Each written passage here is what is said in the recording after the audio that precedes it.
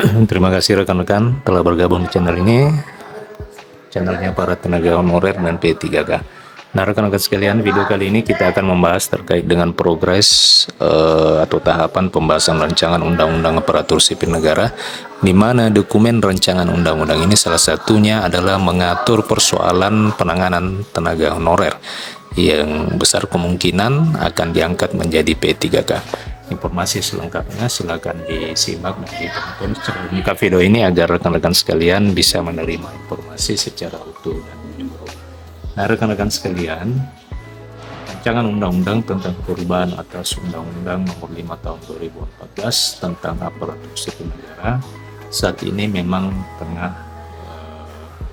berada di tahap pembahasan di DPR. Seluruh tenaga honorer yang berjumlah 2,3 juta dan para pegawai pemerintah dengan perjanjian kerja perlu mengetahui bahwa data yang ditampilkan di situs resmi DPR tercatat posisi RUU ASN saat ini tinggal satu langkah lagi untuk disahkan menjadi undang-undang.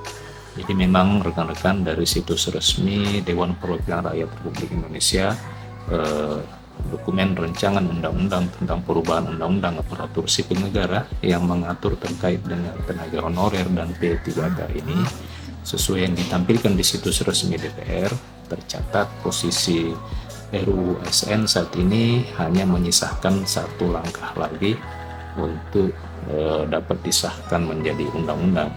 Jadi saya kira ini kabar yang menyenangkan kepada para tenaga honorer khususnya dan aparatur sipil negara umumnya, oleh karena tahap dokumen RUU ASN ini hanya menyisakan sisa satu tahap lagi, lalu kemudian bisa disahkan menjadi undang-undang. Perlu diketahui bahwa urutan status rancangan undang-undang itu sesuai dengan apa yang ditampilkan di situs resmi DPR tersebut. Yang pertama adalah terdaftar, pengusulan, kemudian harmonisasi, penetapan usul, pembahasan, dan terakhir keputusan atau ketuk palu atau pengesahan menjadi dokumen undang-undang. Nah, posisi rancangan undang-undang ASN saat ini berada di tingkat pembahasan. Tidak dicantumkan, sayang sekali rekan-rekan, tidak dicantumkan pada tanggal berapa rapat paripurna DPR RI ini untuk pengesahan atau agenda pengesahan RUU ASN menjadi undang-undang itu akan dilakukan. Jadi ini yang menjadi persoalan, oleh karena sangat disayangkan di situs resmi tersebut tidak dicantumkan tanggal atau waktu yang tepat dokumen RUU ASN ini bisa disahkan dan ditetapkan menjadi undang-undang. Sebelumnya rekan-rekan sekalian, anggota Komisi 2 DPR RI Gus Pardi Gaus telah memastikan bahwa rancangan undang-undang ASN itu akan segera disahkan menjadi undang-undang. Namun ada satu tahapan lagi yang harus dilalui, yakni pandangan mini fraksi. Perlu diketahui bahwa DPR sebenarnya menargetkan kegiatan pandangan mini fraksi ini atau pembahasan tingkat 1 terhadap rancangan undang-undang ASN ini sudah dilakukan sebelum reses tanggal 15 Juli tahun 2023 yang lalu. Akan tetapi kenyataannya sampai dengan saat ini pandangan mini fraksi atau pembahasan tingkat 1 terhadap rancangan undang-undang ASN ini belum juga dilakukan. Jika agenda awal itu bisa terlaksanakan, maka begitu masuk masa sidang berikutnya, yakni dimulai tanggal 15 Agustus tahun 2023, ditargetkan RUU ASN yang juga mengatur peningkatan kesejahteraan P3K itu dapat dilakukan ketuk palu pengesahan.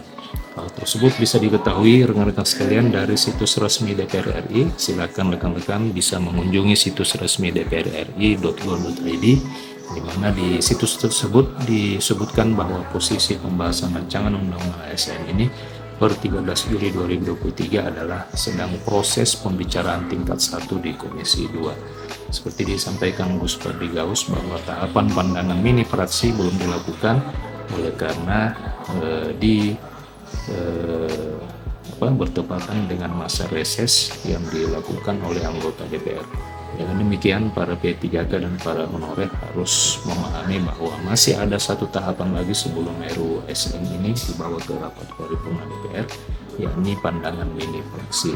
Pendapat mini fraksi itu diketahui bersama adalah merupakan pendapat yang disampaikan oleh fraksi-fraksi di DPR terhadap rancangan undang-undang yang juga disebut sebagai pengambilan keputusan di pembicaraan tingkat 1. Pada tahapan ini akan disepakati untuk melanjutkan atau tidak melanjutkan pembahasan sebuah rancangan undang-undang ke pembicaraan tingkat 2 atau tingkat paripurna.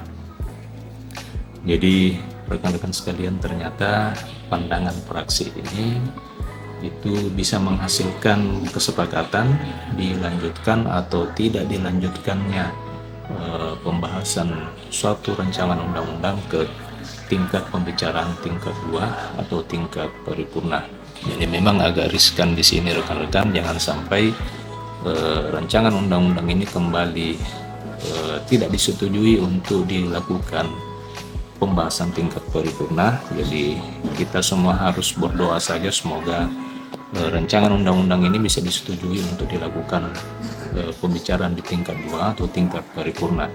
Namun rekan-rekan sekalian, perlu diketahui bersama bahwa para honorer dan P3K juga perlu mengetahui bahwa pembahasan rancangan undang-undang yang menjadi dokumen penting terkait dengan nasib tenaga honorer ini telah dimulai sejak tahun 2017, kemudian lanjut lagi 2018, 2019, 2020, 2021, 2022, dan 2023.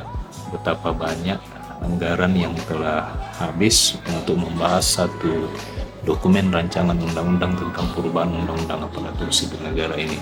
Dengan kata lain, bahwa sudah 7 kali RUU ASN ini masuk di dalam dokumen atau daftar program legislasi nasional prolegnas sebagai usul inisiatif Dewan.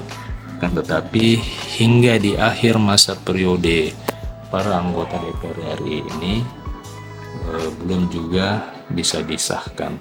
Entah permasalahan apa yang menjadi persoalan sehingga dokumen ini yang ditunggu-tunggu oleh sebagian besar para tenaga honorer dan P3K yang ada di Indonesia itu belum juga disahkan. Konon dari beberapa pernyataan Kementerian Pendayagunaan Aparatur Negara, beban anggaran disebutkan menjadi salah satu persoalan sehingga pemerintah harus hati-hati di dalam mengambil kebijakan terkait dengan persoalan tenaga honorer.